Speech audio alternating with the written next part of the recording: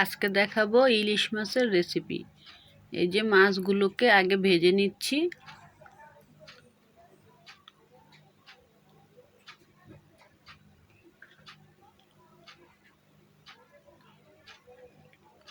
মাছগুলো ভাজা হয়ে গিয়েছে। এখন ওই তেলে দিয়ে দিয়েছি পরিমাণ মতো পেঁয়াজ কুচি। পেঁয়াজ লাল হয়ে আসলে দিয়ে দিব মশলা, হলুদ, মরিচ, লবণ। ইলিশ মাছে আমি বেশি মশলা অ্যাড করি না।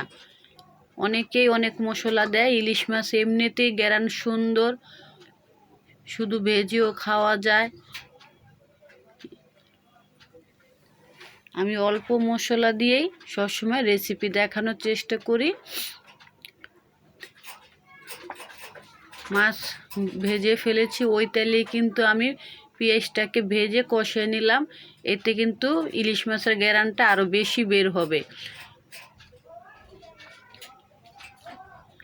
এখন এই যে পরিমাণ মতো সবজিগুলো দিয়ে দিলাম। মশলা কষানো হয়ে গিয়েছে, দিয়ে ভালো করে নেড়ে মশলার সাথে মিলিয়ে দিচ্ছি।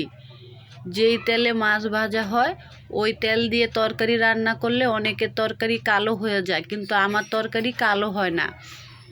আর আমার কাছে মনে হয় যে তরকারির স্বাদ আরও বেড়ে যায়। এই যে দেখেন আমার তরকারির কালারটা কিন্তু খুব সুন্দর। ওই যে আমি যে সবজিগুলো কষাচ্ছি, আজকে রান্না করছি আলু আর হচ্ছে ফুলকপি। আলু ফুলকপি দিয়ে ইলিশ মাছ রান্না করব। আমার সবজিটা কষানো হয়ে গিয়েছে, দিচ্ছি পরিমাণ মতো পানি, দিয়ে আবারও বলক আনবো। 5 মিনিট পর ফিরে আসছি। তরকারিটা যখন পরিমাণ মতন হয়ে আসবে, সবজিগুলো সিদ্ধ হবে, উপর দিয়ে মাছগুলো সুন্দর করে বিছিয়ে দিব। মাছগুলো দিয়ে একটু নেড়ে দিব। দিচ্ছি উপরে ধনিয়া পাতা। এখন ধনিয়া পাতাটাকেও নেড়ে দিচ্ছি। তরকারির সাথে মাছের সাথে ভালো করে ধনিয়া পাতার গ্যারানটা একদম সুন্দর মতো মিলে যাবে।